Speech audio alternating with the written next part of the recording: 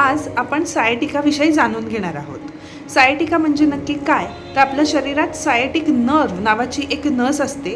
ती जर दबली गेली किंवा तिच्यावर जर काही सूज आली तर जी लक्षणे जाणवतात, जे दुखणं जाणवतं, त्याला सायटिका असं म्हणतात.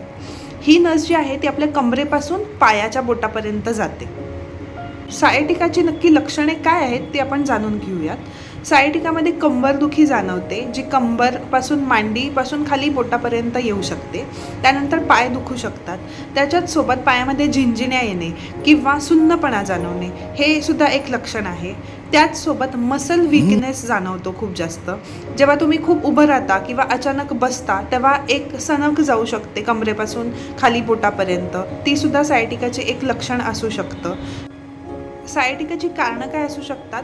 तर स्लिप डिस्क, हाडांच्या काही समस्या असतील तर, किंवा एकाच ठिकाणी खूप वेळ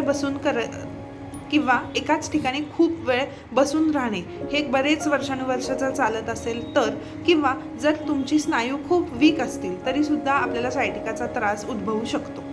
सायटिकासाठी थोड्या गोष्टी ज्या तुम्ही घरी करू शकता त्या म्हणजे हलकी एक्सरसाइज चालू करणे, एकाच ठिकाणी खूप वेळ एकाच स्थितीत बसून न राहणे. त्यानंतर जर खूप दुखत असेल तर आईस पॅक किंवा गरम पाण्याच्या पिशवीने थोडं शेकलं तर बरं वाटू शकतं.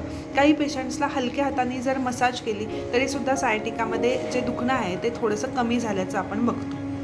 त्याचबरोबर होमिओपॅथीमध्ये सायटिकासाठी खूप छान रिझल्ट्स आहेत. आपले बरेच पेशंट्स आहेत ज्यांचं सायटिकाचं दुखणं पूर्णपणे कमी झालं आहे होमिओपॅथिक औषधांनी, पेनकिलर्स न घेता.